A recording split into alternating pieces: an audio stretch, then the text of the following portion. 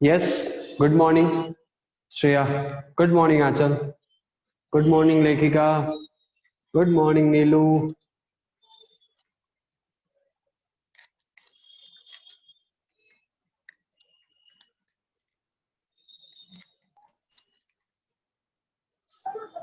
Good morning, Rona. Good morning, Shania.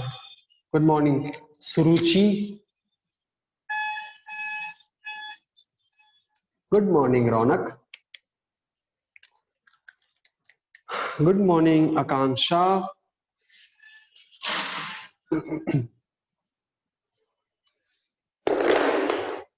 Yes, good morning.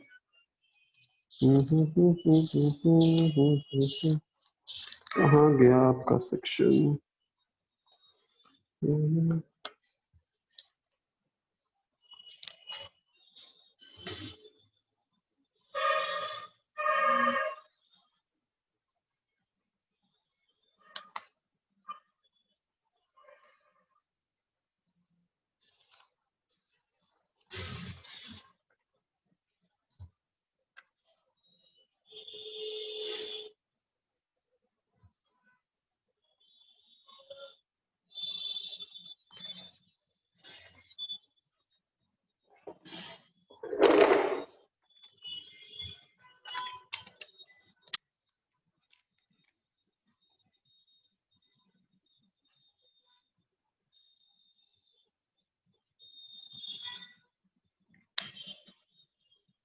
Yes, good morning.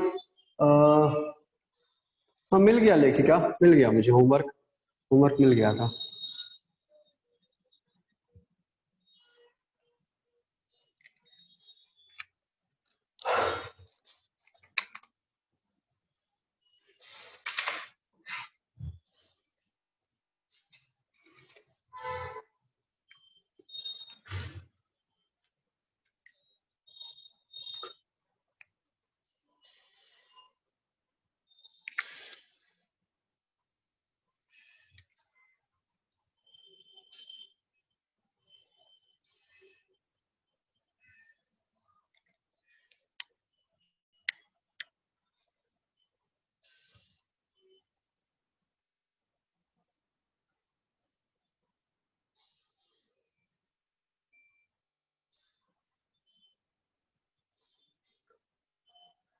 All right.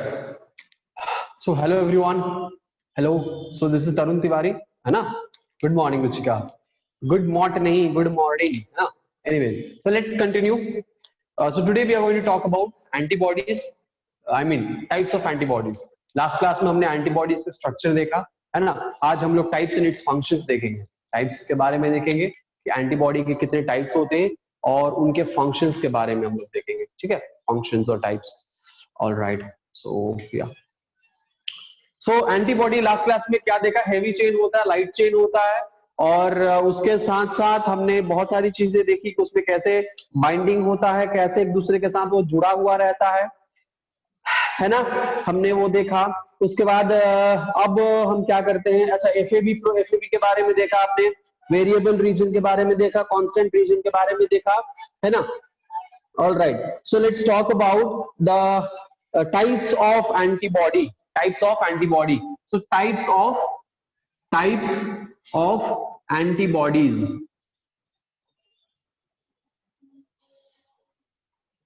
अगर हम types की बात करें तो there are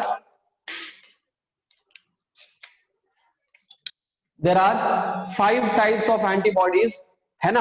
उस एंटीबॉडीज को हम 5 टाइप्स है, तो पांचों टाइप्स के एंटीबॉडीज को हम कैसे याद रखें, इसके लिए छोटा सा ट्रिक हम बता रहे हैं.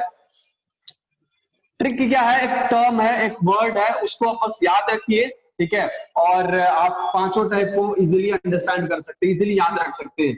और वो है GAME, गेम, गेम्ड. ठीक है? गेम्ड. इस एक वर्ड को याद रखिएगा तो आपको कभी भी पांचों टाइप्स नहीं भूलेंगे. G stands for gamma, so we can say G stands for IgG. So हम इम्यूनोग्लोबुलिन को IG से इंडिकेट कर रहे हैं, I and small g, IG and capital G. So first one. Second one, IgA. Second one हो गया। Third one IgM, ठीक है। Fourth one E and fifth one D। So IgE, IgD, ठीक है। IgG, IgA, IgM, IgE, IgD। ये G क्या है? IgG is for immunoglobulin gamma, immunoglobulin alpha, immunoglobulin mu, immunoglobulin epsilon, immunoglobulin delta, delta, ठीक है। Alpha, gamma, alpha, mu, epsilon and delta. So this is the types of immunoglobulin, ठीक है। All right, चलो तो ये हो गया टाइप्स, कह सकते हैं क्लास ऑफ इम्यूनोग्लोबुलिन। हम कहते हैं कि there are 5 class of immunoglobulin. All right, okay. So ये इम्यूनोग्लोबुलिन कैसे होते हैं? ये इम्यूनोग्लोबुलिन के अलग अलग टाइप्स होते हैं, स्ट्रक्चर्स होते हैं अलग अलग, है ना। अलग अलग क्या होते हैं? अलग अलग इनके स्ट्रक्चर होते हैं। तो ये जो अलग अलग स्ट्रक्चर होता है, ये सारा स्ट्रक्चर क्या एक जैसा होता है? नहीं, अलग अलग स्ट्रक्चर्स होते हैं, तो वेरिएबल होता है स्ट्रक्चर। तो कुछ होते हैं मोनोमर, कुछ होते हैं मोनोमर, कुछ होते हैं डाइमर, कुछ होते हैं पेंटामर, ठीक है। कुछ होते हैं pentamer. So monomer, dimer and pentamer. ज्यादातर मोनोमर होते हैं, ठीक है। ज्यादातर क्या होते हैं? मोनोमर होते हैं, लेकिन पॉलीमर में भी प्रेजेंट हो सकते हैं। मोनोमर होते हैं ज्यादातर, लेकिन ये पॉलीमर यानी डाइमर और पेंटामर, पेंटामेरिक फॉर्म में भी प्रेजेंट हो सकता है।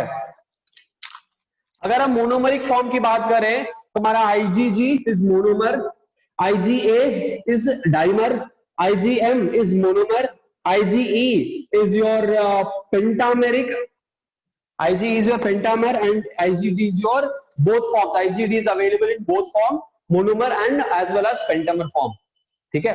तो ये होता है। तो हमारे पास टोटल 5 क्लास। अच्छा, इसमें अच्छा ये कंफ्यूजन क्रिएट हो सकता है, हमें भी कभी कभी कंफ्यूज हो जाते हैं इसमें कौन सा मोनोमर हो सकता है और कौन सा पॉलीमर हो सकता है या पेंटामेरिक हो सकता है। तो ज्यादा कंफ्यूजन यहाँ पे क्रिएट नहीं करना है हमें, इस मोनोमेरिक फॉर्म और पेंटामेरिक फॉर्म में नहीं जाना है ज्यादा स्पेसिफिकली। हमें बस यही सोचना है इसमें मोनोमर में भी हो सकता है कोई भी, और वो जब सारा मोनोमर जब हम ज्वाइन कर जाता है, जब जरूरत पड़ता है, तो वो पेंटामेरिक फॉर्म में भी वो वहां पे पेंटामेरिक फॉर्म में भी आ सकता है। यही हमें सोचना है, ठीक है।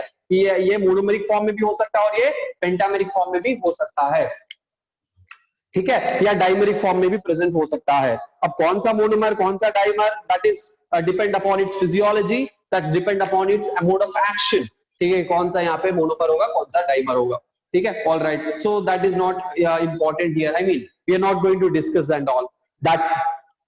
सो नंबर 1, अगर हम बात करें IgG का, हम क्या बात करेंगे?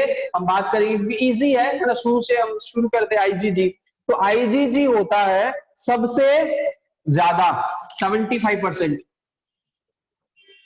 सबसे ज्यादा यानी 75% होता है IgG। और ये हमारा IgG क्या होता है? It can pass through the placenta. IgG they can pass through the placenta, they can pass through the placenta, they can pass through the placenta, ठीक है। ऑल राइट, उसके बाद ये ब्लड में सबसे ज्यादा अबंडेंट अमाउंट में प्रेजेंट होता है, लिम्फ में प्रेजेंट होता है और इंटेस्टाइन में भी प्रेजेंट होता है। So blood, lymph and intestine में प्रेजेंट होता है, ठीक है। ऑल राइट, ऑल राइट, सो उसके बाद अगर हम बात करें, सो ये था IgG। दूसरी तरफ हम अगर बात करें IgA का, तो IG is also very important, क्योंकि ये जो IgG होता है ये मदर के कोलेस्ट्रॉम से क्या जाता है? बच्चे में जा सकता है, ठीक है। मदर के कोलेस्ट्रॉम से बच्चे में ये IgA जा सकता है, और ये IgE पैसिव इम्यूनिटी प्रोवाइड करता है, ठीक है। ये IgA क्या प्रोवाइड करता है? पैसिव इम्यूनिटी, ठीक है, पैसिव इम्यूनिटी प्रोवाइड करता है IgA. Why? Because it passes through the cholesterol, so वहां पे passive immunity. Alright, IgA is important, IgA is important in the defence system. ठीक है, ये क्या करता है, माइक्रो ऑर्गेनिज्म के अगेंस्ट फाइट करता है, और ये स्पेसिफिक एंटीजन को क्या करता है, एंटीजन को किल करने में मदद करता है आईजीए स्पेसिफिक। तो ये सबसे इंपॉर्टेंट है इम्यून सिस्टम के लिए आईजीए। ठीक है, so IgA is present in the secretion of mother's milk and cholesterol. So ये मदर्स मिल्क में प्रेजेंट होता है। Then IgA is act as a passive immunity, very important point.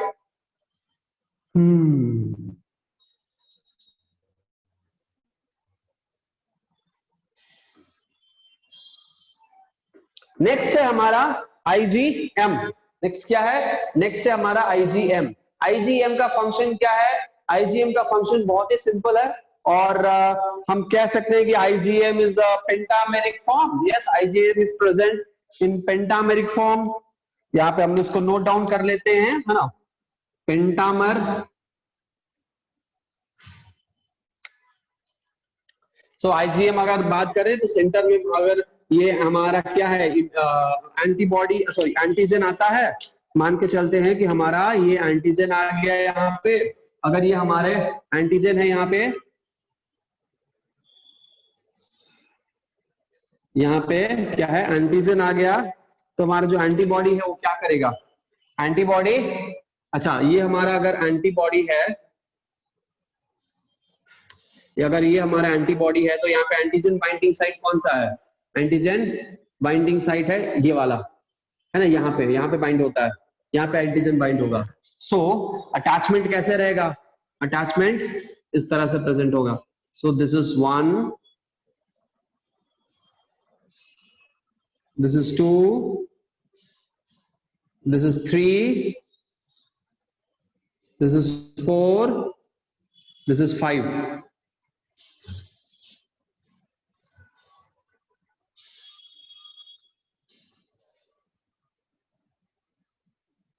ठीक है, so this is 5। So 5 types. तो pentameric form में हो सकते हैं ऐसे, हमारे नॉर्मली पेंटामेरिक एंटीबॉडी कुछ इस तरह से प्रेजेंट होते हैं, पेंटामेरिक एंटीबॉडी कुछ इस तरह से प्रेजेंट होते हैं, और ये एंटीबॉडी सेंटर में प्रोटीन से जुड़े हुए रहते हैं, जी प्रोटीन नाम है इसका। ठीक है, ये जी प्रोटीन से जुड़े हुए रहते हैं। तो ये हमारा पेंटामेरिक फॉर्म ऑफ एंटीबॉडी है, और ये पेंटामेरिक फॉर्म ऑफ एंटीबॉडी यानी 5 फॉर्म है, पेंटा means 5, 1 2 3 4 5। So this is the pentameric form, and all the immunoglobulins are attached together to form a pentameric structure with a protein called G protein. The protein called G protein. ठीक है, with a protein called G protein. All right. So अगर मान के चलिए तो यहाँ पे कितने एक्टिव साइट्स हैं, कितने ये एंटीजन को मार सकता है, number 1, number 2, number 3, number 4 and number 5। So 5 antigen को एक साथ ये किल कर सकता है हमारा IgM, because it is present in the pentameric form. Alright, okay. लेकिन लेकिन लेकिन लेकिन एक सेकेंड इसके पास हम बोल रहे हैं कि 5 नहीं होता है। ठीक है, चलिए मान के चलते हैं कि यहाँ पे 5 नहीं है। आप लोग बताइए कि हमारे पास एंटीबॉडी कितना है, 5 एंटीबॉडी है यहाँ। ठीक है, 5 एंटीबॉडी है, तो 5 एंटीबॉडी है, तो इसके पास एक्टिव साइट कितना होगा, एंटीजन बाइंडिंग साइट कितना होगा, कितना एक्टिव साइट होगा? Come on tell me, give it in the chat box, give your answer in the chat box. तो चैट बॉक्स में फटाफट से आंसर दीजिए। यहाँ पे इस IgM के कितने पॉइंट होंगे एक्टिव साइट?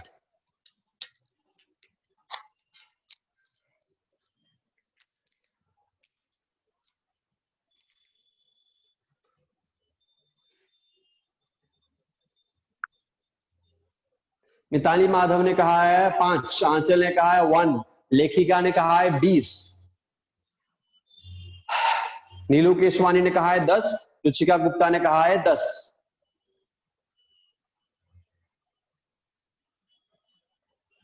कौन सा आंसर सही है, कौन सा आंसर गलत है, पता चल जाएगा अभी। सुरुचि श्रेया ने बोला 5 और साइड में स्माइली दिया नॉर्मल वाला। जो कि ना हैप्पी है ना सैड है, न्यूट्रल स्टेट। रौनक ने बोला 5।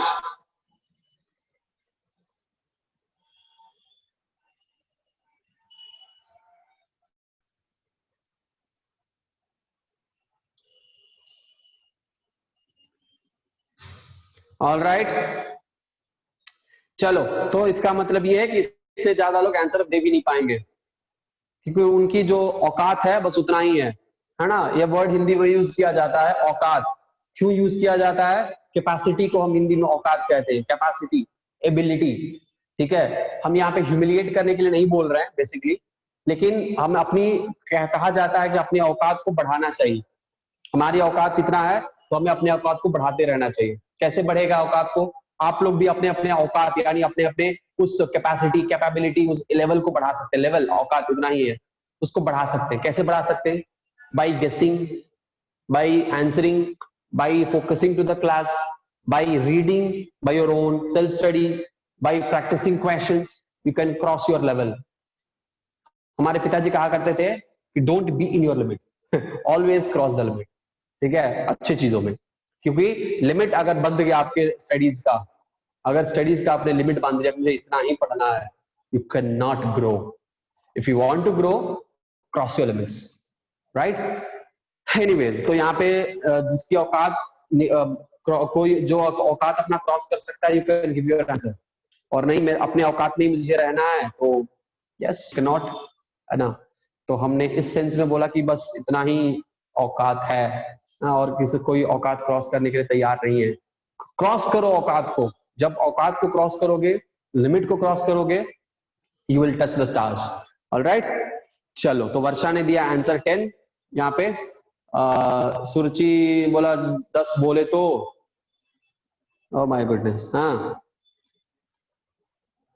क्या बोला सुरुचि श्रेया ने? अभी देखते हैं, रुकिए चैट बॉक्स में जाते हैं। हाँ, बोला कि 10 बोले तो बस बस। Okay, oh my goodness. Akanksha बोला 20। Oh my god, my goodness. Varsha 10, okay. चलिए हम बता देते हैं। आप लोग क्या कर रहे हो पता है? आप लोग अनुमान लगा रहे हो बिना सोचे समझे, गेसिंग, वाइल्ड गेस। यहाँ पे वाइल्ड गेस नहीं करना है, आपको सोचना है। हमारे पास 5 क्या है? 5 एंटीबॉडी है।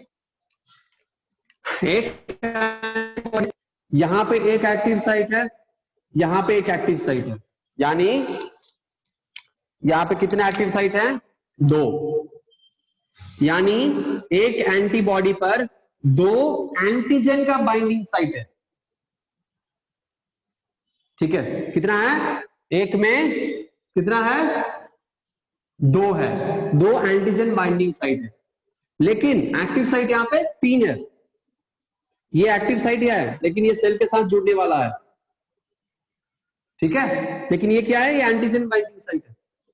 यहां पे इस आर्म पर एक और इस आर्म पर 2 एंटीजन, यानी एक एक एंटीजन यहां पे बाइंड कर सकता है ना। जब एक एक एंटीजन यहां पे बाइंड कर सकता है, यानी यहां पे 1, यहां पे 2, यहां पे 3, यहां पे 4, यहां पे 5, यहां पे 6, 7, 8, 9, 10।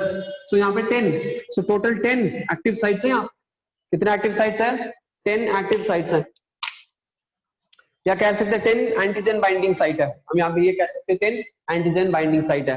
किसी ने कहा कि सर एक एंटीबॉडी पे 4 एक्टिव साइट होते, 4 एंटीजन बाइंडिंग साइट होते हैं। हम बता दें कि अगर ऐसा सोच रहे हैं तो गलत है। किसी बुक में अगर दिया भी हुआ है ऐसा तो गलत है बिल्कुल। ठीक है, लेखिका सर एक में 4 होता है साइट, तो 5 में 20 होना चाहिए ना शायद। एक में 4 कैसे होगा? लेखिका हाउ एक में 4 कैसे होगा? Can you please explain me that? एक में 4 कैसे होगा? आई डोंट थिंक एक में 4 होगा, क्योंकि एक में तो 2 ही है ना, 1 and 2।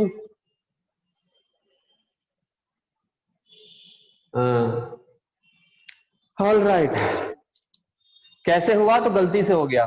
कैसे एक में 4 है? तो गलती से है। ओके, एक फ्रिज में हाथी को घुसाना है और घुस भी गया। कैसे घुसा?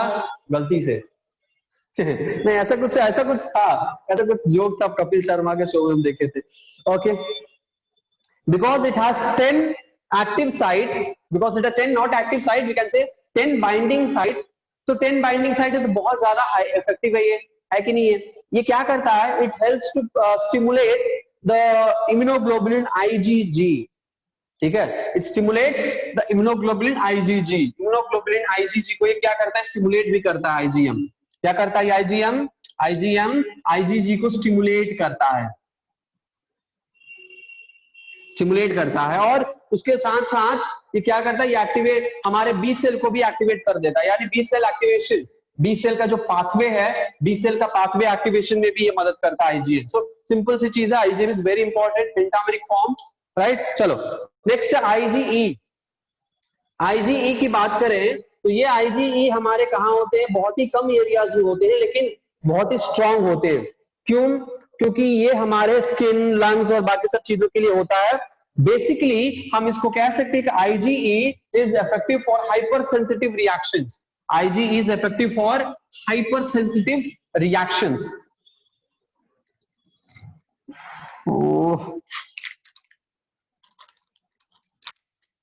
IgE is responsible for hypersensitive reactions. What is hypersensitive reaction?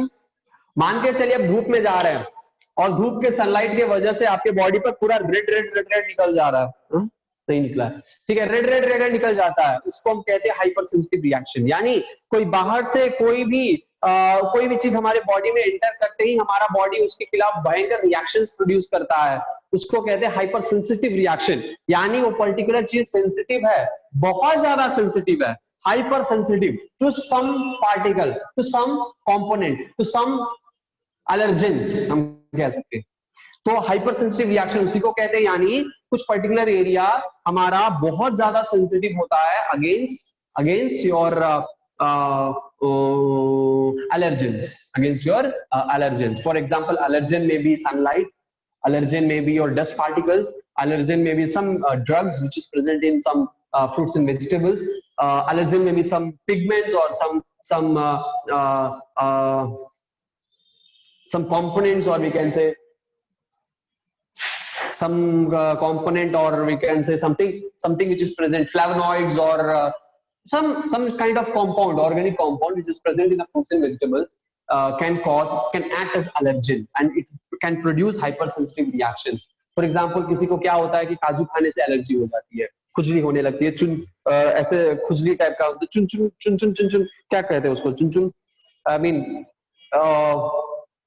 Irritation type का होने लगता है ना काजू खाने से। कुछ लोगों को क्या होता है कि कुछ लोगों को कद्दू खाने से होता है, कद्दू से एलर्जी होता है, कुछ लोगों को प्लम से एलर्जी होता है, बहुत सारी चीजें हैं जिसके वजह से एलर्जीज जो है वो होते हैं। तो वो एलर्जेंस हमारे बॉडी में अटैक मतलब सेट नहीं कर रहा है। वो जो पार्टिकल नॉर्मल सारे लोग खा सकते हैं, लेकिन पर्टिकुलर वही वो इंसान है जिसके बॉडी में चुनचुनाहट एनीवेज, ठीक है, तो वो क्या है, वो सेट नहीं कर रहा बॉडी को, यानी बॉडी उसके अगेंस्ट में जो है वो उसको लग रहा है कि वो पैथोजन है, उसको लग रहा है कि वो एंटीजन है, फॉरेन पार्टिकल है, और उसके अगेंस्ट में ये क्योंकि हाइपर सेंसिटिव है उस पर्टिकुलर चीजों के लिए, ये उसके अगेंस्ट में रिएक्शन प्रोड्यूस करने लग रहा है, जिसका फलस्वरूप हमें एलर्जीज हो जाते हैं। ठीक है, उसके फलस्वरूप क्या हो जाते हैं, हमें एलर्जी हो जाते हैं। सो हम उसको हम कहते हैं एलर्जन, क्या हो जाते हैं, एलर्जी, और उसको हम कहते हैं एलर्जेंस। ठीक है, तो IG is responsible for hyper sensitive reactions, IG is responsible for hyper sensitive reactions, ठीक है, और IG is responsible for production of histamine. It's responsible for the production of histamine,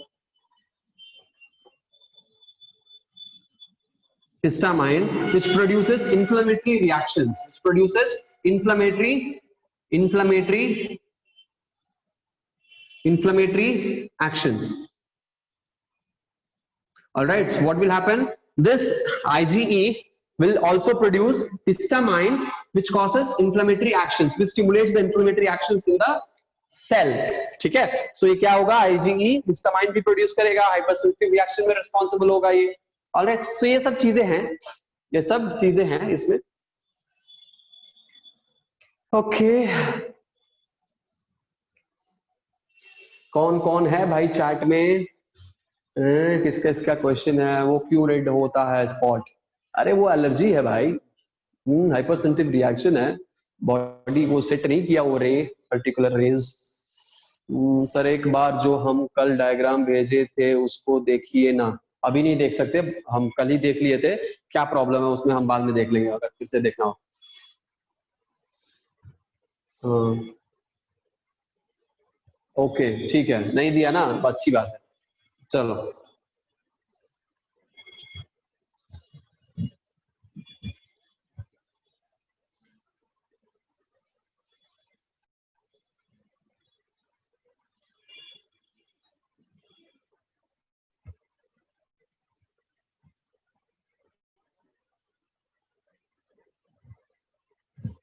अच्छा, आप लोग लाइन पे ही रहिएगा, ठीक है? जरा हम देखते हैं।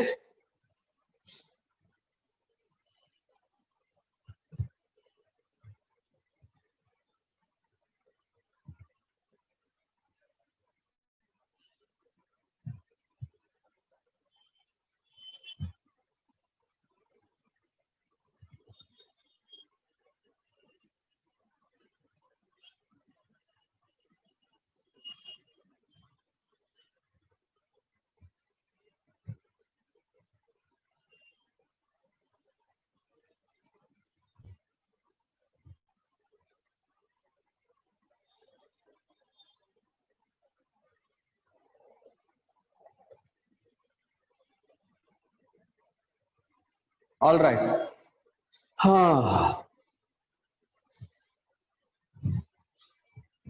कॉपी कर लिया होगा आई थिंक। आईजीडी के बारे में बता देते हैं और उसके बाद हम आगे बढ़ते हैं, ठीक है?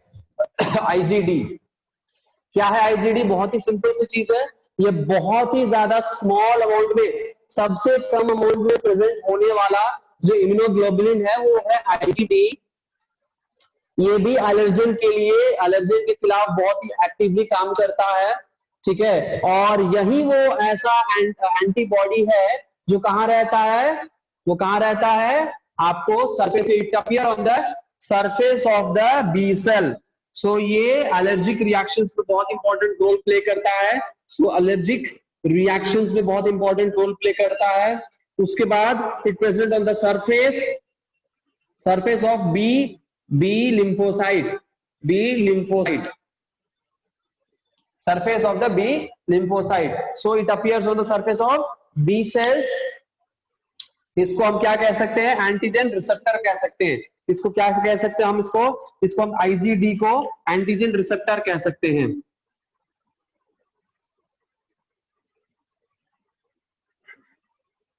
चलो हो गया। So that's all about your types of immunoglobulin, that's all about your types of immunoglobulin. Copy कर लीजिए, स्क्रीनशॉट ले लीजिए, हम इसको मिटाने वाले हैं।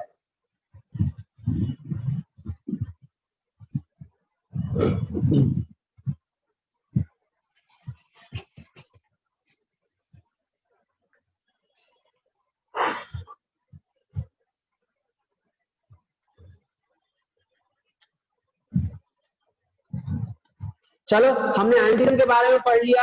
Late me talk about some antibody के बारे में पढ़ा। अभी let me talk about antigen, ठीक है? हमारे जो एंटीजन होते हैं, ठीक है, एंटीजन, उसके बारे में बात करते हैं। सो एंटीजन क्या है? Antigen is a foreign substance, ध्यान से सुनिएगा। Antigen is a foreign substances और toxic substances which enters into a body which is having high molecular mass, which is having high molecular mass and can anyone guess कि ये molecular mass कितना हो सकता है? Can anyone tell me how much will be the molecular mass of any antigen? Molecular mass may be 8,000. Yes, okay. Tell me how much your molecular mass will be? Your molecular mass will be around how much? Yes, please.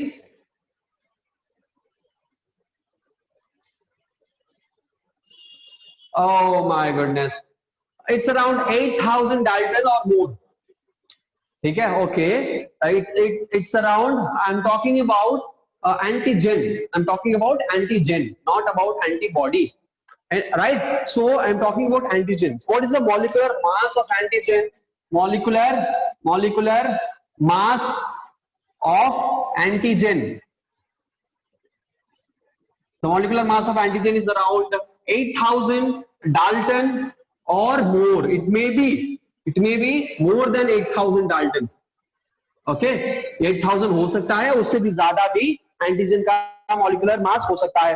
ठीक है, alright. Antigen और किसको कहेंगे? जो हमारे body में enter करके हमारे इम्यून सिस्टम को एक्टिवेट कर देगा, वो एंटीजन कहलाएगा.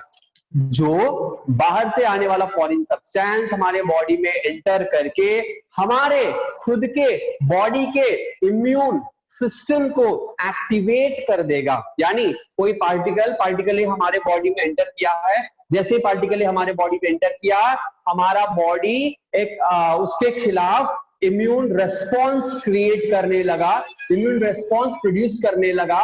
हम उसको क्या कहेंगे? हम उसको कहेंगे एंटीजन या फॉरेन सब्सटेंस. अगर वो एंटीजन का मॉलिक्यूलर वेट बहुत कम है या साइज बहुत कम है, ठीक है, छोटा सा है, उसको हम कहेंगे एलर्जन. और डस्ट पार्टिकल, वो डस्ट हो सकता है, हम उसको कहेंगे एलर्जन. और वहीं अगर वो लार्ज है, लार्ज रिस्पॉन्स क्रिएट कर रहा है, हम उसको कहेंगे एंटीजन और पैथोजन. ठीक है. सो antigen has 8,000 Dalton molecular weight or molecular mass or more, or substances with smaller molecular mass can also produce immune response, right? So if they combine with the antigenic substances, or we can say if it enters into your body with a small molecular mass, that will be your allergen. We can also call them as heptans. This is the allergens, or we can say substance or particle with very small molecular mass or size. All right, which enters into your body, that we call it as haptens. ठीक है, haptens. This haptens, because it has very small molecular mass and size, this haptens often called as incomplete antigen. This is often called as incomplete antigen. इस hapten को क्या कहते हैं? Incomplete antigen भी कहते हैं. All right, ये allergic है. हमारे पास क्या होते हैं? बाइंडिंग साइट होते हैं. We know that we have binding site. So this is the binding site for on antibody. This is the binding site of pathogen present on the antibody. This is the active site present on the. This is the antibody present. I mean, active site present on the antibody.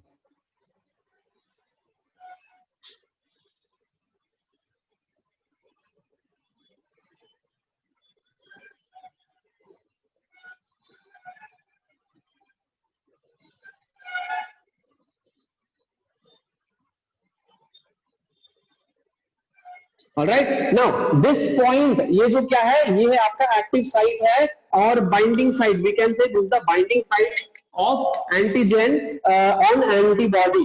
The binding site of antigen on antibody, and there is a binding site of antigen. ठीक है, binding site of antibody, sorry, on antigen. Or this is the antibody. This is the antibody, and here it will attach or it will stick to the.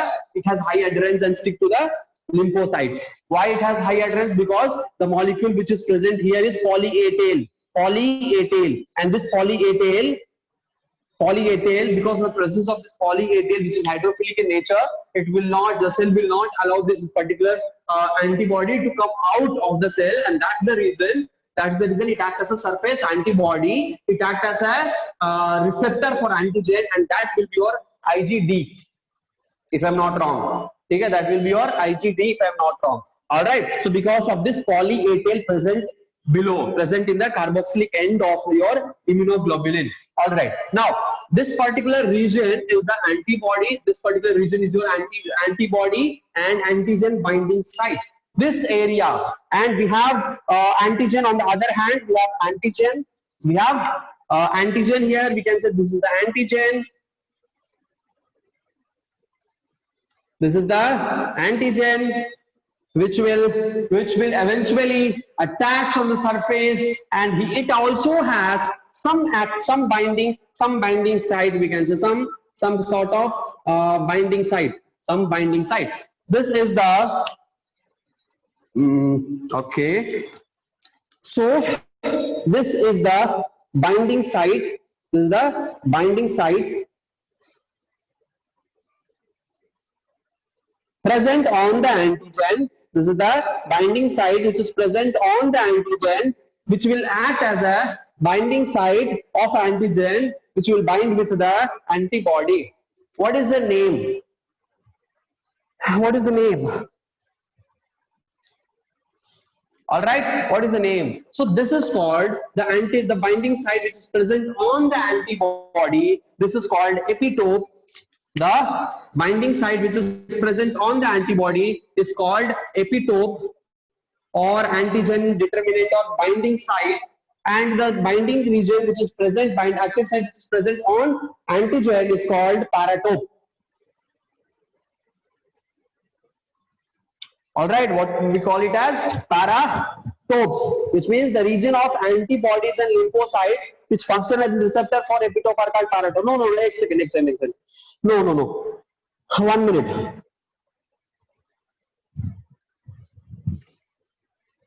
So this is called paratope and this is called epitope. Sorry, उल्टा बोल दिए. ठीक है, this is called epitope and this is called paratope. ठीक है, so this is epitope and this is paratope. Antigen binding site or paratope, antibody binding site or epitope. ठीक है, clear है? So let me repeat once again. Site present over the surface of the antigen which are recognized by T and B lymphocyte, or we can say antibodies, are called as epitopes or antigenic determinants. So this can also be called as antigenic determinants.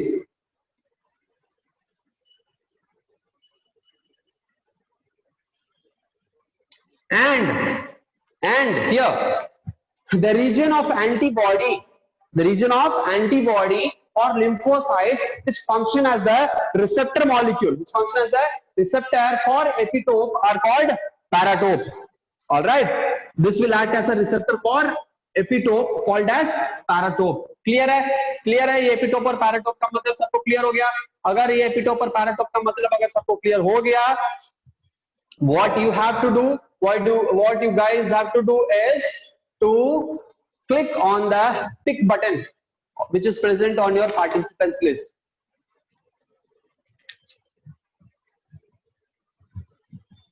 Okay.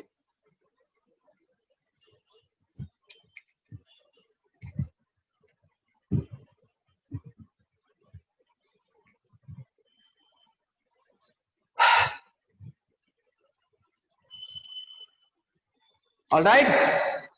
So this is antigen, this is toxic substance.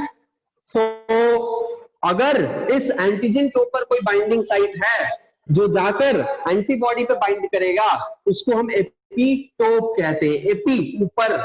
AP ऊपर, topical है ना. तो ऐसे हम इसको याद रख सकते हैं, लेकिन एग्जैक्टली इसको ऐसे हम नहीं बोलते, लेकिन हाँ इसको ये कह सकते हैं कि एपीटोप, यानी यहाँ पे कह सकता है कि टोप यानी प्लेस और टॉपिकल रीजन ऑफ प्लेस. एपी मतलब ऊपर, तो ऊपर में जाके अटैच कर जाता है. तो दिस इज एपीटोप, सरफेस के ऊपर रहेगा. पैराटोप जो कि कहाँ रहेगा? Para means beside.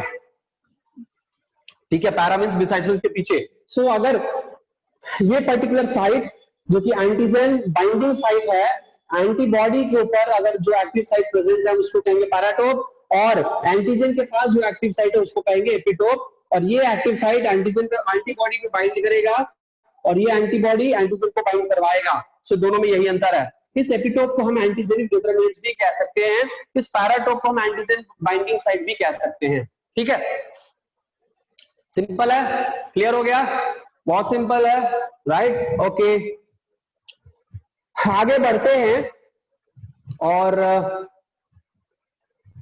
देखते हैं कि पैसिव और एक्टिव इम्यूनिटी, या फिर हम कह सकते हैं कि पैसिव इम्यूनिटी और एक्टिव इम्यूनिटी किसको कहते हैं। ठीक है, बेसिकली हम उसके पहले कुछ 5 सिस्टम्स के बारे में बात करेंगे, 5 टाइप के बारे में बात करेंगे।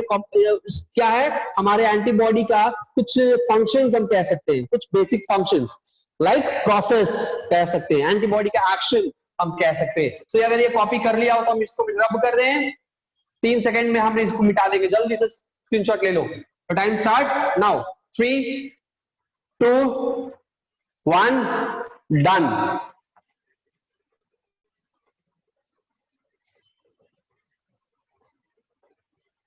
सो नेक्स्ट क्या है, नेक्स्ट है इसके क्या होते हैं प्रोसेस। तो एंटीजन का प्रोसेस में पहला प्रोसेस है अग्लूटिनेशन, पहला प्रोसेस है अग्लूटिनेशन। दूसरा प्रोसेस है ऑप्सनाइजेशन। तीसरा प्रोसेस है न्यूट्रलाइजेशन।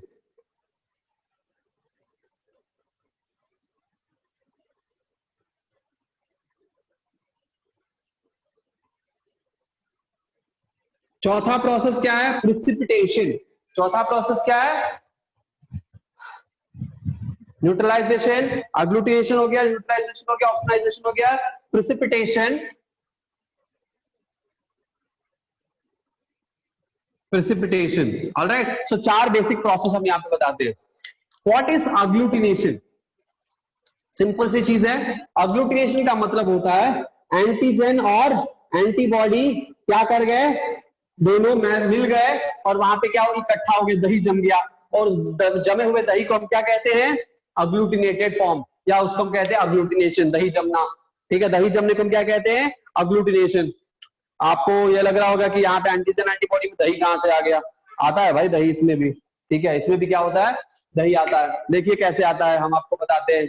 आप ब्लड टेस्ट कराने जाते हैं, है ना, ब्लड टेस्ट कराने जाते हैं, वहां पे आपको बी पॉजिटिव है, ओ पॉजिटिव है, ये पॉजिटिव है, वो पॉजिटिव है, फलना पता नहीं, फलना ढकना ऐसे कुछ कहते हैं। तो ये सब चीजें हैं। तो ये सब चीजें जब प्रेजेंट होता है तो ये हम कैसे आइडेंटिफाई करते हैं कि ब्लड ग्रुप है पॉजिटिव, ए पॉजिटिव, बी पॉजिटिव, कैसे, एंटीजन और एंटीबॉडी का अग्लूटिनेशन प्रोसेस से। कैसे, एंटीजन एंटीबॉडी के अग्लूटिनेशन प्रोसेस से। आपके घर में कई सारे यहाँ पे ऐसे होंगे जिनके घर में पेरेंट्स डॉक्टर होंगे, ठीक है, या किसी हॉस्पिटल में काम कर रहे होंगे, कोई नर्स होगा, या फिर हो सकता है कि कोई लेबोरेटरी टेक्नीशियन हो, या हो सकता है कि कोई पैथोलॉजिस्ट हो, या हो सकता है कि किसी का खुद का अपना हॉस्पिटल हो या खुद का अपना लैब हो।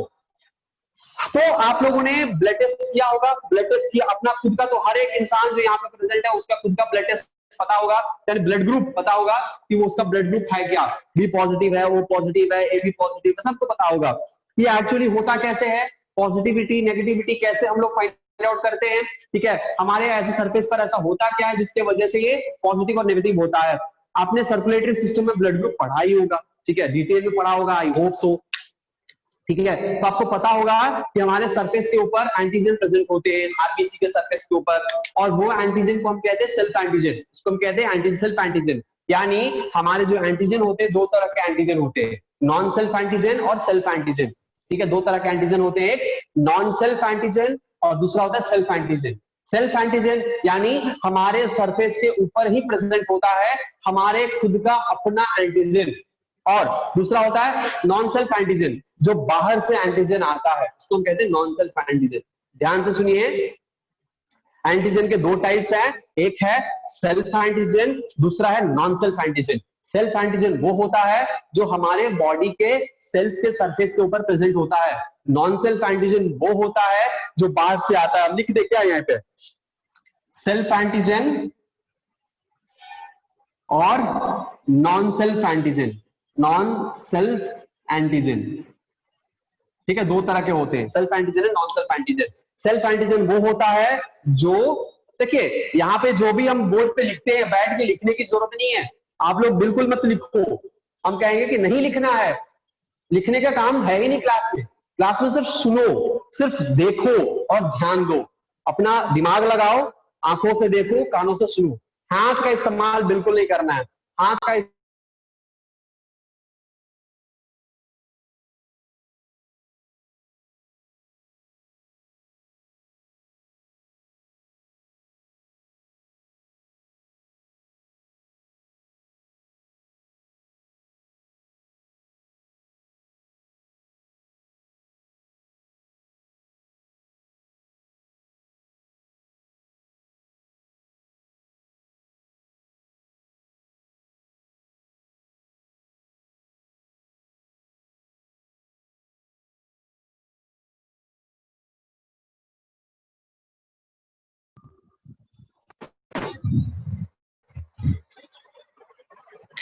सो हम कहाँ थे, क्या बात कर रहे थे,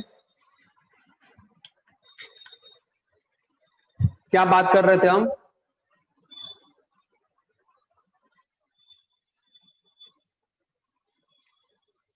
भूल गए। बीच में कोई डिस्टर्ब कर देता है ना, दिमाग से निकल जाता है। हाँ हाँ हाँ हाँ हाँ हाँ हाँ हाँ, यस। सो क्या करना आपको, कान से सुनना है, आंख से देखना है और दिमाग से बस ध्यान देना है, लिखना बिल्कुल नहीं है। जो भी यहाँ पे बोर्ड पे लिखा होगा उसका स्क्रीनशॉट ले लेना दिमाग से अपने। ऐसी चीजें होगी जो हम बोर्ड पे नहीं लिख रहे हैं लेकिन हम बोल रहे हैं, वैसे चीजों को आप कॉपी कर सकते हो। ठीक है, ऐसे चीजों को आप अपने अपने लैंग्वेज में कॉपी कर लेना, लेकिन जो बोर्ड पे है उसको लिखने की अभी जरूरत नहीं है। सिर्फ ध्यान से सुनो, सिर्फ सुनते रहो, देखो, कॉपी पेन हाथ में रखो, जो डायग्राम होगा, डायग्राम वायग्राम सब, जब जरूरत पड़ेगा एक्स्ट्रा चीजें हम बोल दिए और लिखे नहीं बोर्ड पे, इंपॉर्टेंट आपको लग रहा है लिख लो। ठीक है, वैसे हम सब कुछ तो बोर्ड पे लिखेंगे ही, लेकिन फिर भी लिख लेना। ऑलराइट, तो बाकी चीजों के लिखने की जरूरत नहीं है, कॉपी कर ले, अब स्क्रीनशॉट ले लेना और बाद में उसको देख के आप लोग लिख के स्क्रीनशॉट को डिलीट कर देना। ठीक है, चलो, self antigen and non self antigen. Self antigen वो होता है जो हमारे बॉडी के सरफेस के ऊपर ऑलरेडी प्रेजेंट होता है। नॉन सेल्फ एंटीजन वो होता है जो बाहर से आता है एंटीजन हमारे बॉडी में, जिसके खिलाफ हमारा इम्यून सिस्टम एक्ट करता है। तो ऐसा क्या है कि हमारे खुद के एंटीजन के खिलाफ हमारा इम्यून सिस्टम क्यों एक्टिवेट नहीं होता है, ऐसा क्या होता है? यस, ऑफ कोर्स, हमारे जो इम्यून सिस्टम है, वो इम्यून सिस्टम उसको क्या किया जाता है, वो इम्यून सिस्टम हमारे जो एंटीजेनिक सीक्वेंस है, एंटीजन में जो अमीनो एसिड का सीक्वेंस है, जो प्रोटीन है, उसको वो भली भांति वो इम्यून सिस्टम क्या कर लेता है, वो अंडरस्टैंड कर लेता है। ठीक है, उसके खिलाफ जो इम्यून सिस्टम का पावर है वो खत्म हो जाता है, खत्म कर दिया जाता है। लेकिन कभी कभी क्या होता है कि हमारा इम्यून सिस्टम हमारे खुद के ही एंटीजन के खिलाफ, ठीक है, खड़ा हो जाता है और एंटीबॉडी प्रोड्यूस करने लगता है, बिकॉज उसका जो पावर होता है, उसका जो कैपेसिटी होता है, वो मतलब जो हमने क्या किया उसको खत्म कर दिया था, तो क्या हो जाता है वहां पे, वो थोड़ा सा म्यूटेट हो जाता है। क्या हो जाता है, वो जेनेटिक वेरिएशन या अमीनो एसिड का सीक्वेंस म्यूटेट हो जाता है, जिसके वजह से वो खुद का हमारा सेल्फ एंटीजन को ही अटैक करने लगता है। इसको हम कहते हैं ऑटो इम्यून डिसऑर्डर। इसको हम क्या कहते हैं, इसको हम कहते हैं auto immune disorder. Auto immune disorder, ठीक है, ऑटो इम्यून डिसऑर्डर। और इसी ऑटो इम्यून डिसऑर्डर में हमारा क्या आएगा, एड्स और SCID, ये सब ऑटो इम्यून डिसऑर्डर्स हैं। ठीक है, बहुत सारी चीजें हैं, जैसे कुछ ऐसे भी आते हैं, कुछ हमारे क्या कहते हैं उसको, टेटनी या कुछ ऐसे डिजीज है जो कि किसी पैथोजन की वजह से होता है, उसमें भी हमारा ऑटो इम्यून डिसऑर्डर क्या हो जाता है, एक्टिवेट हो जाता है और हमारे सेल्फ एंटीजन को ही मारने लगता है। ठीक है, तो हम क्या बता रहे थे, एग्लूटिनेशन। हमारे आरबीसी के सरफेस के ऊपर हमारे आरबीसी के सरफेस के ऊपर क्या होते हैं, हमारे आरबीसी के सरफेस के ऊपर होते हैं आपको एंटीजन। क्या होते हैं, एंटीजन होते हैं। और इसी एंटीजन के वजह से एक ब्लड ग्रुप है कि बी ब्लड ग्रुप है, वो डिटरमाइन होता है। ठीक है, ब्लड ग्रुप ए है कि बी है, ये डिटरमाइन होता है। मान के चलिए कि ये हमारा क्या है, ये हमारा क्या है, ये हमारा एंटीजन है। ठीक है, हमारा क्या है, एंटीजन है। ये क्या करता है, हमारे बॉडी में जो सेल्स होते हैं, बॉडी के सेल्स, जब ये आरबीसी मेच्योर नहीं रहता है, ध्यान से सुनिएगा, जब ये आरबीसी मेच्योर नहीं रहता है तो इसके आई मीन जब डेवलपिंग स्टेज में रहता है, एरिथ्रोब्लास्ट के कंडीशन में रहता है, एरिथ्रोब्लास्ट सेल्स। एरिथ्रोब्लास्ट सेल्स में न्यूक्लियस प्रेजेंट होता है और वो न्यूक्लियस क्या करता है, हमारे इसके एंटीजन को प्रोड्यूस करता है। क्या करता है, इमेच्योर आरबीसी में जो न्यूक्लियस प्रेजेंट होता है, यानी जो ब्लास्ट सेल्स होते हैं, ठीक है, या फिर ये आरबीसी बनाने वाले जो सेल्स होते हैं, उसके पास न्यूक्लियस प्रेजेंट होता है। ठीक है, न्यूक्लियस होता है, तो उस न्यूक्लियस से क्या होते हैं, उस न्यूक्लियस में जो जीन प्रेजेंट है, वो जीन क्या करेगा, वो पर्टिकुलर जीन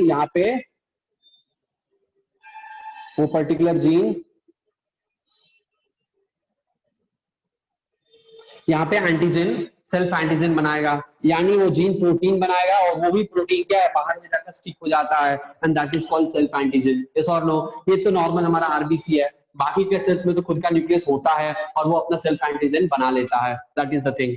यहाँ पे जो हमारे सेल्फ एंटीजन यहाँ पे बने हुए हैं, ये सेल्फ एंटीजन क्या है, ये सेल्फ एंटीजन को हम क्या कहते हैं, इस सेल्फ एंटीजन को हम कहते हैं, क्या कहते हैं, क्या कहते हैं भाई, ये है, अच्छा चलो छोड़ो इसको, बाद में क्या कहते हैं, ये क्या है, तो ये है शुगर मॉलिक्यूल। ये क्या है, शुगर मॉलिक्यूल। ये शुगर के साथ साथ हमारा प्रोटीन यहाँ पे अटैच हो जाता है, तो उसको हम कहते हैं antigen, proper antigen. A blood group, B blood group, ये है ऑलिगोसैकेराइड। ये जो बाहर में जो ये अटैच हुआ है यहाँ पे, ये है शुगर मॉलिक्यूल, ऑलिगोसैकेराइड। और इसके साथ साथ प्रोटीन अटैच हो जाता है, इसके साथ यहाँ पे एक प्रोटीन अटैच हो गया, ठीक है, ऑलिगोसैकेराइड के साथ एक प्रोटीन अटैच हो गया। और ये जो हमारा ऑलिगोसैकेराइड है, ये जो हमारा ऑलिगोसैकेराइड है, इसके साथ साथ क्या हो गया, प्रोटीन अटैच हो गया। अब ये जो प्रोटीन है, मान के चलो कि ये प्रोटीन हमारा क्या है, ये हमारा प्रोटीन ए प्रोटीन है। क्या प्रोटीन है, ए प्रोटीन है। उसके साथ साथ हमारे हमारा जो ऑलिगोसैकेराइड है, हमारा जो ऑलिगोसैकेराइड, एक और ऑलिगोसैकेराइड यहाँ पे बगल में है, ठीक है। और ये ऑलिगोसैकेराइड हम इसको क्या कहते हैं, डी एंटीजन। इसको हम कहते हैं D antigen, sorry D not D antigen, H antigen, H antigen और D antigen, whatever it is, ठीक है। जैसे हम लोग ए, ओ, बी और एच कहते हैं, तो यहाँ पे एच एंटीजन और फिर डी एंटीजन यहाँ पे ये प्रेजेंट होता है। ये जो एंटीजन प्रेजेंट होगा यहाँ पे, यही पॉजिटिव और नेगेटिव बताएगा, यानी आरएच फैक्टर। इसको क्या कहते हैं, आरएच टाइपिंग और आरएच फैक्टर, यानी इसके सरफेस के ऊपर ये दोनों प्रेजेंट होगा। यानी हमारे ब्लड के हर ब्लड सेल के पास आपको क्या होते हैं, एच एंटीजन प्रेजेंट होता है। इसीलिए जब कभी हम हायर क्लासेस में पढ़ते हैं, यानी आप लोग भी पढ़ा होगा, तो आपने लिखा होगा O H, A H, B H, ऐसे लिखा होगा आपने। क्यों, क्योंकि जो एच है, ये एंटीजन हर एक सेल के पास प्रेजेंट होता है हमारे बॉडी में, हर किसी के पास होता है, क्योंकि यही वो एच एंटीजन है, वो पॉजिटिव और नेगेटिव बताएगा, ठीक है, नेगेटिव और पॉजिटिव। यानी हमारा जो ब्लड ग्रुप है, हम जो टेस्ट करते हैं, तो ए, ओ और सॉरी नॉट ए, ओ, ए क्या आ गया भाई, अच्छा हाँ सही है, ए, बी एंड ओ हम ऐसे लिखते हैं, ABO, ABO blood grouping system, ABO blood grouping. ऐसे ब्लड ग्रुपिंग सिस्टम बहुत सारे हैं, RH blood grouping system, ABO blood grouping system. उसके बाद ऐसे more than 50 blood grouping systems हमारे पास प्रेजेंट है। हमारे पूरे दुनिया में more than 50 blood grouping systems है, जिसमें हम लोग ये लैंडस्टेनर के द्वारा बनाया गया एबीओ ब्लड ग्रुपिंग सिस्टम हम यूज करते हैं, Karl Landsteiner, I hope so if I am not wrong, ठीक है। एबीओ ब्लड ग्रुपिंग सिस्टम, ये इसमें क्या होगा कि ओ के पास अमीन, यहाँ पे एच भी होंगे, ठीक है, यहाँ पे क्या होंगे, एच भी होंगे, एच प्रेजेंट है, इसमें भी एच प्रेजेंट है, इसमें भी एच प्रेजेंट है, तो हमारा एच एंटीजन हर एक सेल के पास प्रेजेंट होता है।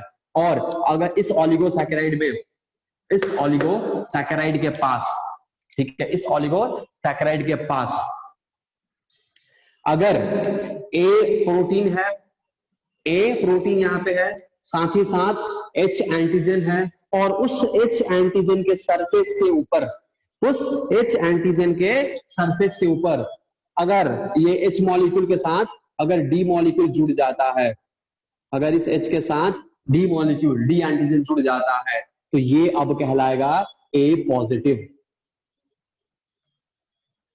लेकिन अगर ये डी नहीं है, ये कहलाएगा ए नेगेटिव। समझ में आया? और यही है वो डी एंटीजन, दिस वन। इसीलिए हमें ओ जो है वो में, यानी अगर ए ब्लड ग्रुप में एग्लूटिनेशन आ गया, बी में नहीं आया और ओ में आ गया, तो ये ए पॉजिटिव ब्लड ग्रुप कहलाता है। अगर ओ में नहीं, ए में नहीं आया, बी में एग्लूटिनेशन आ गया और ओ में आ गया, तो इसको हम बी पॉजिटिव कहते हैं। अगर ए में नहीं आया, बी में आ गया और ओ में नहीं आया, तो इसको हम बी नेगेटिव कहते हैं। So this is the blood grouping system, this is the blood grouping system. बहुत सारी चीजें हैं, ठीक है, इसमें बहुत कुछ है, बहुत ही इजी है, सिंपल है समझने के लिए, और पॉजिटिव और नेगेटिव समझना जरूरी है। क्यों जरूरी है? क्योंकि जब ट्रांसफर होता है, ब्लड ट्रांसफ्यूजन होते हैं, तो ब्लड ट्रांसफ्यूजन के वक्त पॉजिटिव नेगेटिव ही घातक सिद्ध हो सकता है। किसी को अगर एक चीज होता है कि पॉजिटिव देना चाहिए पॉजिटिव को, कि नेगेटिव देना चाहिए पॉजिटिव को, तो ये चीजें जो है ये बहुत इंपॉर्टेंट है। ये हमने अपने बेगूसराय के बच्चों को हमने बताया था, छपरा के बच्चों को ऑलरेडी प्रतीक सर ने बताया होगा, ठीक है। तो हम इसमें से क्या करने की कोशिश कर रहे हैं, आप क्या करो कि आप एक टैबुलर कॉलम बनाओ, ठीक है, मुझे इसका आंसर चाहिए। ठीक है, एक टैबुलर कॉलम बनाओ, उस टैबुलर कॉलम में लिखो यहाँ पे A B O A B, ठीक है, ए पॉजिटिव, उसके बाद आएगा यहाँ पे ए नेगेटिव, या फिर ऐसे ना करो, एक काम करो, A positive A negative, B positive B negative, A B positive A B negative, O positive O negative. ठीक है, चलो ये लिखो और उसके बाद क्या करो, यहाँ पे ऐसे टेबुलर कॉलम बनाओ और यहाँ पे लिखो कि यहाँ पे एंटीजन कौन सा होना चाहिए, यहाँ पे कौन सा एंटीजन, यहाँ पे ए होगा कि नहीं होगा, बी होगा कि नहीं होगा, डी होगा कि नहीं होगा।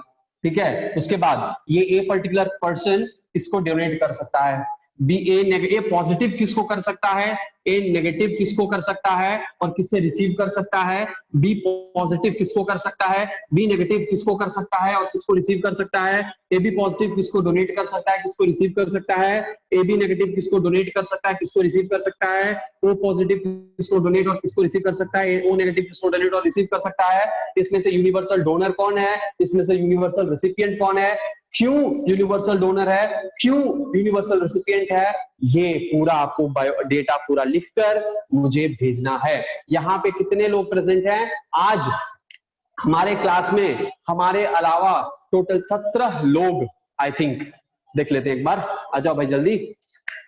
यस, 18 लोग प्रेजेंट हैं, इसमें 18 स्टूडेंट्स प्रेजेंट हैं हमारे अलावा। आपको क्या करना है, इन 18 स्टूडेंट्स को मुझे भेजना है, मुझे 18 स्टूडेंट्स ग्रुप में आंसर मत भेजना, ये आंसर मुझे पर्सनली भेजना। 18 स्टूडेंट का हम लिस्ट यहाँ पे हम ले रहे हैं और सबको भेजना है। इसमें से जो नहीं भेजेगा उसका भाई ठीक, अब अगले क्लास में धुलाई होगी। ठीक है, तो इसीलिए अच्छे से क्या कर लो कि सोच समझ लो और मुझे आंसर ये लिखकर भेज देना। आई होप आप समझ गए होंगे कि होमवर्क है क्या एक्चुअली में। ठीक है, हमने स्टूडेंट्स का स्क्रीनशॉट ले लिया है, यानी इतने सारे स्टूडेंट्स मेरे क्लास में आ चुके हैं आज। ऑनलाइन धुलाई, यस ऑनलाइन धुलाई। कैसा धुलाई होगा, इतनी कड़वी कड़वी बातें बोलेंगे ना, इतना कड़वी कड़वी नीम जैसा कड़वा बातें बोलेंगे ना कि मजा आ जाएगा, चैट छोड़कर भाग जाओगे क्लास छोड़कर भाग जाओगे सच्ची। ठीक है, लिखकर आना क्योंकि बहुत इंपॉर्टेंट है ये आपके, इंपॉर्टेंट इसलिए है क्योंकि जब जेनेटिक इंजीनियरिंग आपने पढ़ा होगा, जेनेटिक्स में अपने जेनेटिक्स में आपने पढ़ा होगा, जेनेटिक्स में आई यानी हम इंडिकेट करते हैं, आई से इंडिकेट करते हैं, आई ए आई बी, है ना, तो वो जेनेटिक्स में बहुत इंपॉर्टेंट है। ब्लड ट्रांसफ्यूजन में ये बहुत इंपॉर्टेंट रोल प्ले करता है, ये क्वेश्चन पूछा जाता है, ये आपको नीट में एम्स में क्वेश्चन आता है कि पर्टिकुलर पेशेंट नंबर ए ने इस ब्लड को डोनेट किया, इस ब्लड को पेशेंट को डोनेट कर सकता है नहीं कर सकता है, फादर का ब्लड ये था, मदर का, मतलब बहुत सारे ऐसे ट्रिकी क्वेश्चंस पूछते हैं, एम्स में ऐसा क्वेश्चन आता है, इसीलिए हम बोल रहे हैं कि ये इंपॉर्टेंट है और इसको कंप्लीट कर लीजिएगा। ठीक है, होमवर्क ये है कि हमारे A positive A negative B positive B negative A B positive A B negative O positive O negative में किस उसमें कौन सा एंटीजन रहेगा, सरफेस के ऊपर एंटीजन ए रहेगा कि बी रहेगा कि डी रहेगा, कौन सा नहीं रहेगा, किसको डोनेट कर सकता है और किसको डोनेट नहीं कर सकता है, किसको रिसीव कर सकता है और किससे रिसीव नहीं कर सकता है, मतलब यूनिवर्सल डोनर कौन है, यूनिवर्सल रेसिपिएंट कौन है, ये सब आपको लिखना है। ठीक है, चलो सबका पॉजिटिव नेगेटिव लिखना है भाई ध्यान से। यहां पे हम बोल रहे थे अग्लूटिनेशन के बारे में बात कर रहे थे। सो अग्लूटिनेशन का मतलब क्या है, हमारे ब्लड में क्या होता है, ये एंटीजन प्रेजेंट है, हमारे ब्लड में क्या है, ये एंटीजन प्रेजेंट होता है और ये एंटीजन प्रेजेंट होता है और इसके अलावा हमें पता होगा टेबुलर कॉलम हमने पढ़ा होगा, तो किसको रिसीव और किसको डोनेट कर सकता है, ए बी ओ, हमने ये टेबुलर कॉलम पढ़ा होगा और इसमें पढ़ा होगा आपको अपने कि आपको किसमें कौन सा एंटीबॉडी रहता है और कौन सा एंटीजन। ए ब्लड ग्रुप में एंटीबॉडी क्या रहता है, ए ब्लड ग्रुप में एंटीबॉडी बी रहता है। ठीक है, ए ब्लड ग्रुप में एंटीबॉडी बी रहता है, तो हमारे पास क्या है, डी एंटीबॉडी है, मान के चलो ये ए ब्लड ग्रुप पेशेंट है। ठीक है, इसमें क्या है, एंटीबॉडी बी है। ठीक है, हम क्या करेंगे, एक स्लाइड लेते हैं और इस स्लाइड में क्या करते हैं, इस स्लाइड में पेशेंट से कहते हैं कि 3 बूंद खून डालो, 3 बूंद, और एक्स्ट्रा पड़ता है तो हम एक और बूंद डाल देते हैं। इसमें ए बी में भी A1B A2B होता है, A1B पॉजिटिव A2B पॉजिटिव, ठीक है, ये भी होता है, A1B A2B भी होता है। एनीवेज, इसीलिए हम चौथा ब्लड लेते हैं, लेकिन ज्यादातर हॉस्पिटल्स में जल्दबाजी की वजह से कहिए या उनको पता नहीं है कहिए, या उनके पास रिएजेंट नहीं है इसलिए कहिए, तो 3 ही ब्लड लेते हैं, लेकिन लेना तो चारों चाहिए, ठीक है। बाई चांस हमारे के में अग्लूटिनेशन आ गया, किसी और में नहीं आया, तो हमें ए ब्लड ग्रुप में चेक करना चाहिए कि ए में A1 है A2 है, ये भी चेक होता है, ठीक है। A1 positive and A2 positive. All right, हाँ बच्चा, हाथ उठाया आपने, प्लीज बताइए क्या प्रॉब्लम है, क्या डाउट है। आई होप आपने गलती से उठाया होगा।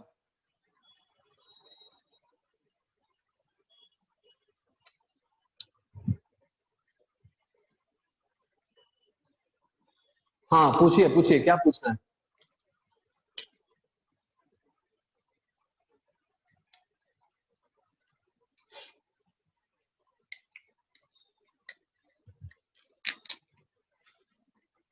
जल्दी पूछिए वर्षा।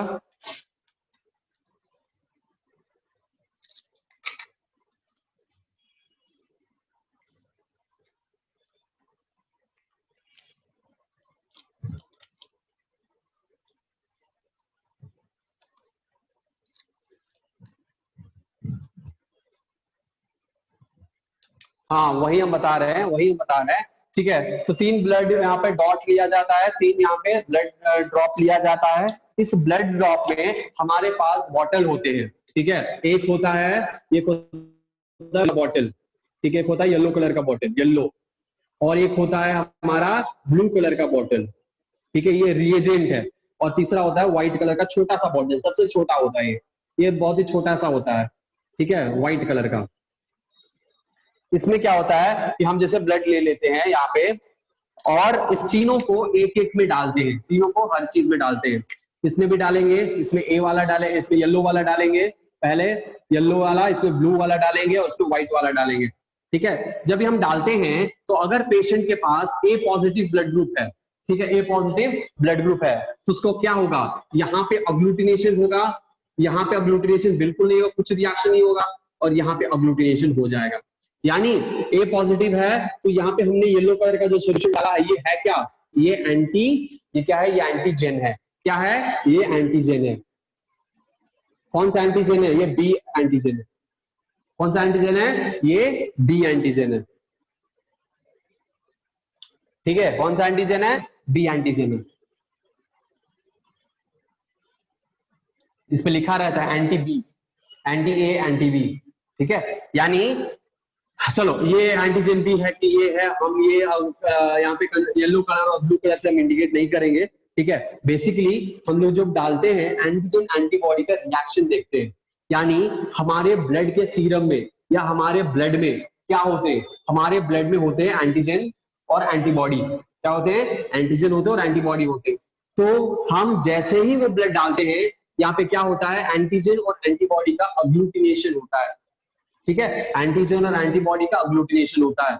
अगर ये एंटीबॉडी डालिएगा या एंटीजन डालिएगा हमारे इस ब्लड सेल्स में, यहाँ पे ब्लड में, तो यहाँ पे क्या होगा, क्लम्पिंग फॉर्मेशन होगा, यानी हमारा एंटीजन क्या करेगा, एंटीबॉडी से मिक्स हो जाएगा, यानी वहां पे अटैच हो जाएगा, ठीक है, एंटीजन बाइंडिंग साइट पे मिक्स हो जाएगा, और उसके वजह से दही जैसा जमता है वैसे यहाँ पे हल हल बिंदु बिंदु बिंदु बिंदु बिंदु जम जाएगा, पूरा क्या हो जाएगा, इकट्ठा हो जाएगा, सारे सेल्स जम जाएंगे, ठीक है। उसको हम कहते हैं अग्लूटिनेशन, उसको क्या कहते हैं, अग्लूटिनेशन। और ए पे अग्लूटिनेशन हो गया यहाँ पे, यानी यहाँ पे एंटीजन और एंटीबॉडी का रिएक्शन हो गया, फिर ओ पे हो गया, यानी ये एंटीजन हो गया और यहाँ पे भी हो गया, यानी ये क्या है, पॉजिटिव ब्लड ग्रुप है, यानी डी एंटीजन भी इसमें प्रेजेंट है, डी एंटीजन भी इसमें प्रेजेंट है ना, डी एंटीजन प्रेजेंट है। तो यहाँ पे हम क्या डालते हैं, ये सॉल्यूशन एंटीजन है कि एंटीबॉडी है, ये हम एंटीबॉडी के है कि एंटीजन है, क्योंकि जब हम डालते हैं तो अग्लूटिनेशन हो जाता है, तो ये क्या है, एंटीजन की एंटीबॉडी। यहाँ पे लिखा रहता है, इस येलो कलर डब्बा पे लिखा रहता है एंटी ए, क्या लिखा रहता है, एंटी ए, येलो वाले पे। बी वाले पे लिखा रहता है एंटी बी, और डी वाले पे लिखा रहता है एंटी डी। यानी क्या है, ये एंटीजन की एंटीबॉडी है, क्योंकि हमारे पास ये है एंटीजन है, डी एंटीजन प्रेजेंट है, अगर ये अग्लूटिनेशन हो गया, इसका मतलब इसके अंदर एंटीबॉडी होगा, इसके अंदर एंटीबॉडी होगा, इसके अंदर एंटीबॉडी होगा, जो कि यहाँ पे डालते ही अग्लूटिनेशन हो गया। हाँ कि ना, बोलो, सोचकर मुझे अगले क्लास में बताना कि यहाँ पे एंटीजन होगा कि एंटीबॉडी होगा इस बॉटल में, है ना। इस बॉटल में एंटीजन होगा कि एंटीबॉडी होगा, क्योंकि हमें पता है कि हमारे सीरम के अंदर एंटीबॉडी फॉर्मेशन होंगे, लेकिन हमारे आरबीसी के सरफेस पर एंटीजन है। ठीक है, हमारे सीरम में क्या है, हमने यहाँ पे एंटीजन लिखा, एंटीबॉडी लिखा था, एंटीजन लिखा था, इसका मतलब नहीं कि एंटीजन होता है। सोच समझ के जवाब दीजिएगा, ठीक है, मेरे लिखने पे मत जाइएगा। ठीक है, हमारे सरफेस पर एंटीजन होते हैं, एंटीजन ए सर ए ब्लड ग्रुप के सरफेस पर ए एंटीजन होते हैं, साथ ही साथ डी एंटीजन भी होते हैं। और अगर अग्लूटिनेशन फॉर्म होता है तभी वो पॉजिटिव ब्लड ग्रुप है, यानी वहां पे एंटीजन है तभी अग्लूटिनेशन होगा, और एंटीजन नहीं है तो अग्लूटिनेशन नहीं होगा। तो सोच लो कि इसके अंदर एंटीबॉडी होगा कि एंटीजन होगा, सोचकर अगले क्लास में बताना, और ये भी कंप्लीट करके आना। ठीक है, चलिए आज के लिए बस इतना ही, मिलते हैं अगले क्लास में। तब तक के लिए अपना ख्याल रखिए, खुश रहिए, बाय बाय।